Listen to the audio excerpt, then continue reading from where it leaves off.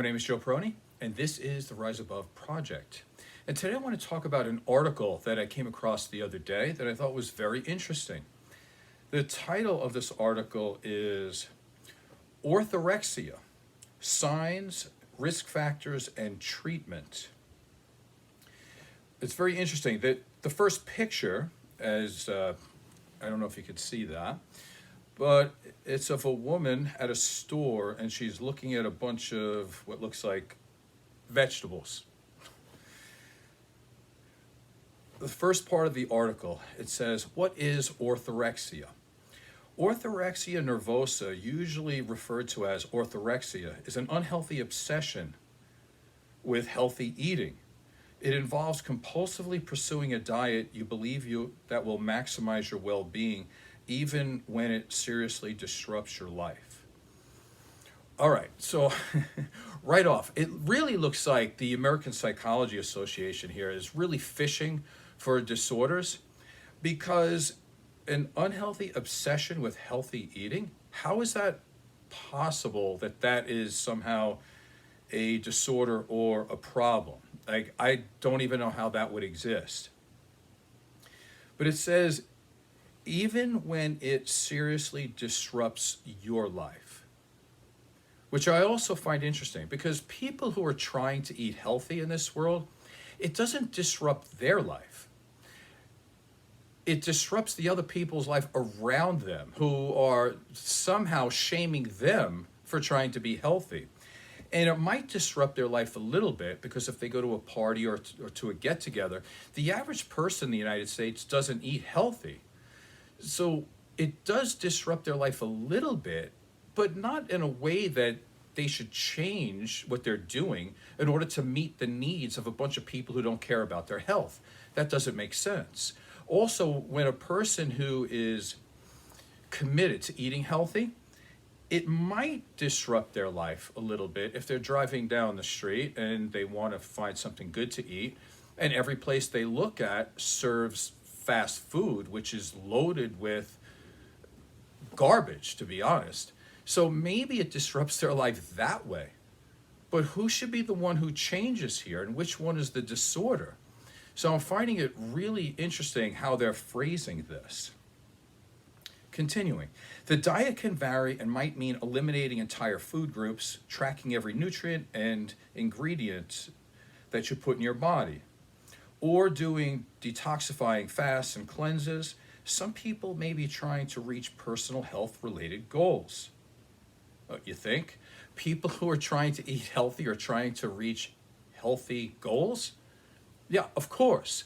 You know, it's very interesting to me that how people don't even understand this.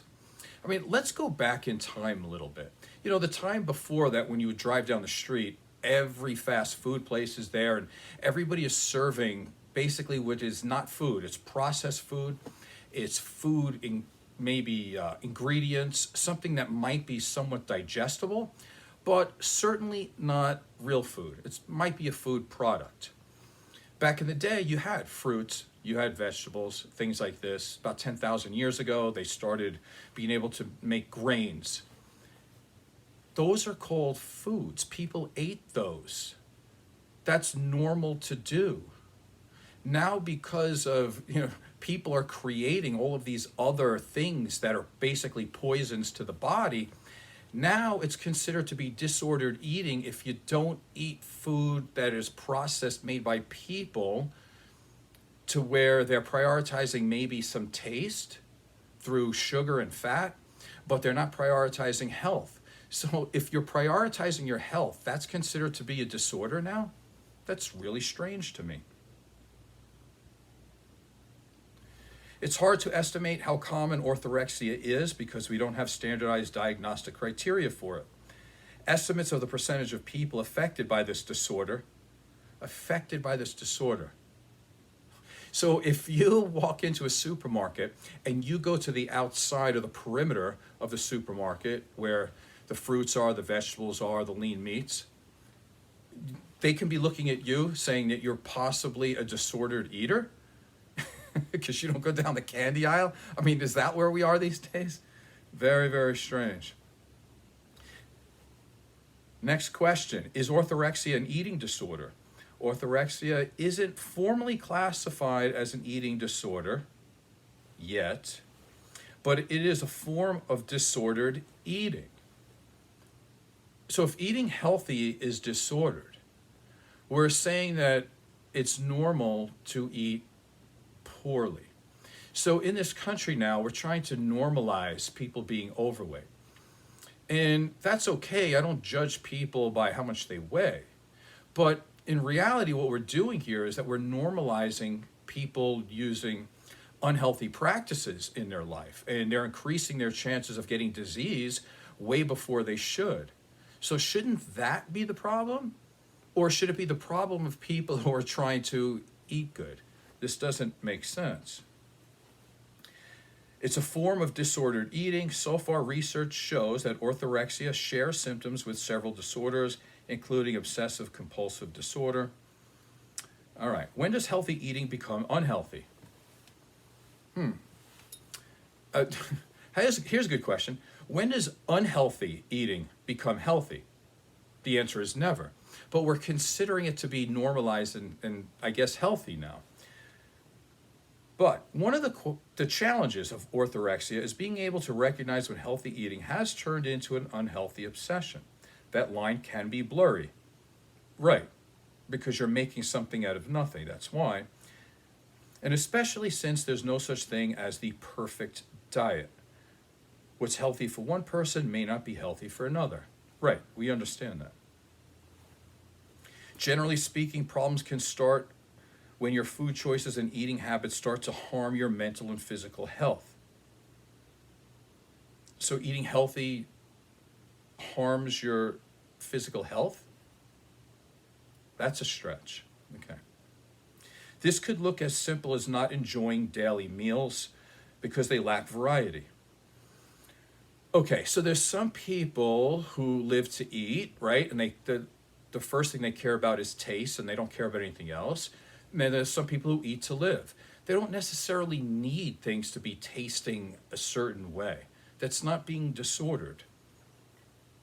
That's not falling into this trap of instant gratification because they want to look better, they want to feel better, and they want to live longer. They're playing the long game here. Or it could be as serious as developing social isolation, food-related anxiety, or nutrient deficiencies. Now again, if you're eating a diet that's supposed to be healthy and you have nutrient deficiencies, well, then we could throw out the part where you're eating healthy, right? Like that, by definition, it's not healthy. So I don't know what they're talking about here. And in terms of social isolation, again, yes, it's very difficult for a person who cares about their body, cares about their mind, and wants to eat healthy, and they live in a society that's profoundly sick and doesn't prioritize those things. So they may not be able to eat in certain places. They may have to choose healthier alternatives. If you're going to go shopping, you could probably shop anywhere, but a lot of people go to places like Trader Joe's and things like this where they're prioritizing healthy food. I wouldn't say socially isolated. It's caused because most people are eating garbage, and that's what people cater to. Signs of orthorexia are even harder to spot if your eating habits are motivated by health-related goals and you're seeing the results that you want. Okay, hold on a second. Orthorexia means that it's an disordered eating. It's hard to spot because people are motivated by health-related goals and they see the results that they want. So people who eat healthy food get healthier. And we're calling that disordered eating. Listen, the American Psychology Association, they need to do a lot better work than this. Go find something else. Like, go find somebody else to go after. Like, come on, we're going to pathologize people who eat fruits and vegetables now? Come on, it's insane. For instance, if your appearance has changed, your energy has improved, or other people have taken a positive notice of your efforts, you might be more likely to focus on those upsides. Right, of course.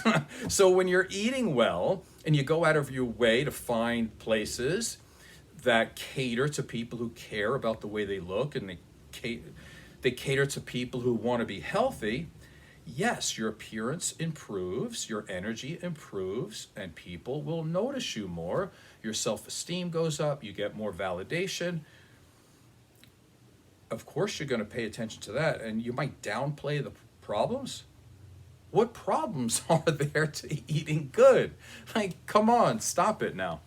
And it's funny how they don't really state them, but let's see if they do here. Signs and symptoms, or warning signs of orthorexia. You might go to a farmer's market. I don't know. Come on. Obsessive thoughts about the quality of your diet. Well, they throw in the word obsessive, but should you care about the quality of your diet? Of course. Where's the problem? There isn't any. Preoccupation with nutritional value, ingredients, and how they affect you. Yes, that's what a decent person actually does. I mean, if you're a parent and you're raising kids and you buy food, don't you care about what goes into your children's bodies? I mean, shouldn't you care about all these negative things that they say? Shouldn't you care about nutritional value, ingredients, and how they affect you? Of course. Rigid, restrictive meal plans. It's not rigid and restrictive. There's a ton of good fruits out there. There are many good vegetables out there. There's many legumes, nuts, seeds, all of these things. The whole world is open to you. What are you saying here? A restriction? It's not restrictive. The world and the earth provides for you. If you're saying that it's restrictive because you can't eat man-made garbage, who is writing this stuff? It doesn't make sense. It's actually pretty humorous to me. Really funny. Anxiety when faced with the prospect of eating certain foods. Well, right. Let's say if you're trying to eat heart healthy foods and the only thing that you have available to you in a certain area is something that destroys your heart. Should you not have anxiety over it? Of course. I mean, if you want to perform better in bed and you're eating things that clog your arteries and make you look bad and make your self-esteem go down, wouldn't you worry about what kind of food you're eating? Of course. Food is medicine. You have to remember that. Food will solve most of your problems in terms of health. You know, in our country here, and I'm Las Vegas from the United States, we seem to only care about when somebody has a problem and then they medicate it. You know, what about the prevention? The prevention of most of these problems can happen through diet and exercise. And now we're saying that if you eat healthy on a regular basis, you could have orthorexia, which is disordered eating. Perfectionism in how you eat, such as always trying to get the right balance of nutrients. Right. That's what you should do. Listen, I do that for my dogs too. I want them to be healthy. I want them to live a long life where they're healthy. I want them to have shiny fur and nice teeth. Of course. Avoidance of foods, ingredients, and food groups that you feel aren't healthy or pure. Right. You know, like, here's a question. How much arsenic is a good amount of arsenic for a person to eat? Well, arsenic is poison, so I would say none. Right? So in this, they're trying to say, well, you should have some type of moderation. It's okay to eat food dyes and different things that cause cancer. Like, of course, everything in moderation. No, poison you don't take in moderation. It's always bad. Frequent fasting, cleansing, or detoxing. I'm not a fan of that, but some people are, and there is some evidence that it's actually healthy. Doesn't fit my lifestyle, but I can understand it. Extreme worry about illness. Again, I don't know about extreme, but we should all be worried about doing our best because, I mean, it's not just about living more years, but it's also being able to have those years not to be suffering throughout those years and not have our loved ones have to take care of us, so we're burdens on our loved ones and a burden on our society. It's part of being a good citizen is to try to take care of yourself for as long as you can. Feelings of guilt or shame after eating particular foods. Again, you can feel guilty about, foods that are not healthy for you and that might cause some type of damage. So I could see that, feeling a little bit of guilt. But if you want to cheat on your diet now and then, I don't see anything wrong with that. Concerns about body image. Again, who isn't? Everybody's concerned about their bodies. The nutritional businesses are like it's $1 billion industry in this country. And so now we have a bunch of people using supplements, but then they're also eating bad. So it's both. So a lot of people have body image problems. I would say the people who are not following good nutritional programs or exercise programs, they actually have more body image problems than the people who are actually trying to have an active role in trying to make themselves better. Focusing on how healthfully others are eating. Well, I don't know about that one. I guess you can focus on what other people are doing. If some people says this type of vegetable, this type of diet is beneficial to them, you might want to take a look at that. So I understand that. I don't think that's actually disordered eating as well. Let me stop right here for a second. I want to introduce you to the sponsor of my show today, which is Fuji Orchard Vitamins. And this particular one is for mental clarity. It improves mental focus. It improves concentration, cognitive ability.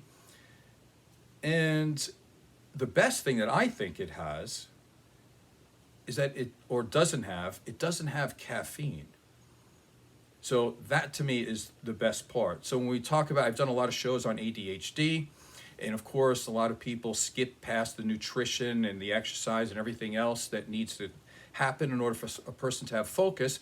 They jump right to the amphetamines like Ritalin. This particular brand does not have caffeine, and it will increase your mental focus. I've been using some of these. Let me see if I can get it out of the jar here.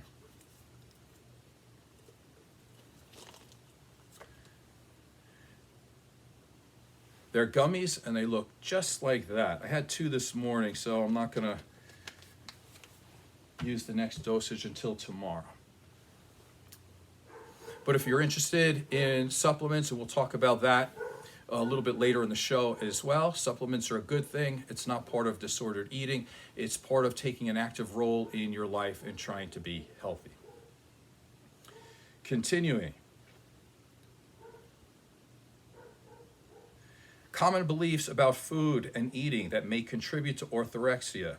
I must eat in a specific way to be healthy, or to look a certain way or feel good about myself. Yeah, that's true, actually. You do need to eat in a certain way to be healthy. Food is either good or bad. That's true too. There is good food and there's bad food. A lot of the foods that people eat today, again, they're food products. They're not actually food. So again, I don't know what they're trying to sell you here, but it doesn't make sense. Food is either healthy or unhealthy. Well, that's true too. What's the problem? That doesn't lead to orthorexia. That leads to be a healthy human being who cares about their life. Nutritional value and purity is more important than taste, satisfaction, or pleasure. Right, that's true. Again, that's not a disorder. Food, it's more important that it's healthy for you and delivers the right amount of vitamins and minerals. And then still, you would still have to supplement a lot of the time, or most of the time. Straying from my diet should result in punishment or tighter restrictions. Well, I don't know about punishment. I don't like that word there. Should it result in restrictions? Well, it depends. If you're trying to maintain the same body weight and you've been overeating, yeah, it makes sense that you would have to pull back on your calories or do more cardio, of course. So let's continue here. Causes and risk factors of orthorexia. Of course, they're not known. The causes of orthorexia aren't known. but several factors may contribute. Let's see what guesses they have. Some of the biggest risks include pre-existing mental health issues such as obsessive compulsive traits, negative body image. It says low self-esteem does not seem to be associated with orthorexia. There you go. All right, so you can be a healthy, strong, vibrant human being who cares about themselves and wants to eat good and wants to work out. That doesn't mean you have low self-esteem. It means you care about yourself. It means you have high self-esteem or adequate self-esteem to take a role in your life, to take charge and to do something that's healthy. But it says a preoccupation with weight and appearance are.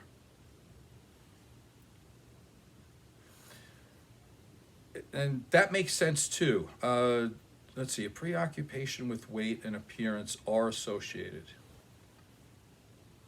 Well, that makes sense. I mean, people do care about their weight. Why?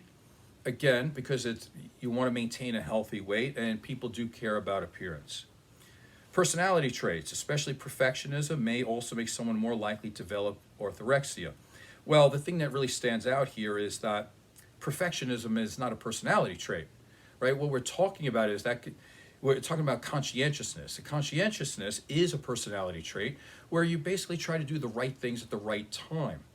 And again, that makes sense. So what they're saying is that you're more likely to care about what foods you eat if you're a conscientious human being. That's not disordered eating. Social factors in orthorexia. It occurs most often in people who are well educated. Okay, so now if you're well educated, you're more likely to have disordered eating because you care about what you eat. Makes no sense. Second part to this. People with a higher socioeconomic status can access and afford healthy foods more easily, which may lead to a greater focus on diet as a source of health and wellness. Yes, and it's also associated with high earners. So again, so the more educated you are, the more money you make, the more likely you are to be able to get better foods, and you're smart enough to know that healthier foods lead to a healthier body and healthier mind and longer, more prosperous life and more life in the years that you have. Where is the disordered eating here? It doesn't make sense. Studying or working in the health-related fields, you're more likely to have orthorexia. Just slow down and really marinate in the stupidity of statements like this. You're more likely to have an eating disorder because they're considered disordered eating for people who want to eat healthy. And you're more likely to see this if you're in the health or fitness area. In a study of more than 600 dietitians who completed a survey about their eating habits, more than half were at risk of having or developing orthorexia. I don't think that's enough. If you're a dietitian and you're not eating healthy and it's not something that you do on a regular basis, and by the way, eating healthy on a regular basis is not obsessive. That's the way you should live. And only half of them are eating healthy? That's weird. Like if you're a dietitian, it should be 100% of them are following this lifestyle, not half. Other professionals who may have higher risk include nutritionists, again, healthcare students, fitness and yoga instructors, gymnasts, trainers, dancers. Oh, so anybody who cares about their body is at risk for eating good to make their body perform well. And here's some shocking news, probably millions upon millions of dollars to really come down to look at these studies here. And this is what the conclusion is. People who exercise regularly tend to have higher rates of orthorexia, especially endurance athletes. So people who exercise regularly are more inclined to eat better, and that's an eating disorder. Okay. People who follow special diets like vegetarian, vegan, paleo, gluten-free, they're more likely to develop orthorexia. And they're more likely to develop healthy bodies and look good and have good sex lives and have clear cognitive abilities also. Shocking news here. A person with orthorexia, meaning that they eat healthy, they're more likely to read health-focused blogs and magazines and watch health-related podcasts. Why is this a thing? They're more likely to use diet and fitness tracking apps? Okay. Oh, that's terrible. Oh my God, the horror of it all. How orthorexia affects your mental and physical health? Well, it improves it. So, okay. Diagnosis and treatment. All right. Even though orthorexia isn't officially classified as an eating disorder, mental health professionals may be able to detect and diagnose it using tools such as the Eating Habits Questionnaire. Actually, all you have to do is go to a gym or just, start doing a survey outside of Trader Joe's of all these people trying to get healthy food. Incredible, incredible. And then it gives you some phone numbers of how to get help. What are you going to do? Excuse me, I have an unhealthy obsession with tomatoes and broccoli and cauliflower and cucumber. Can you break me of that? Is there any foods out there? Can I please go to like Jack in the Box instead? Please drive me down there and make me a healthy person by doing that. Like, what are you kidding me with this? Come on. It's ridiculous. So what I would like to do, oh, by the way, it says about the author, it says the editorial team at therapist.com. And they worked with the world's leading clinical experts to bring you accessible, insightful information about mental health topics and trends. Stop doing your work if that's the best you can do.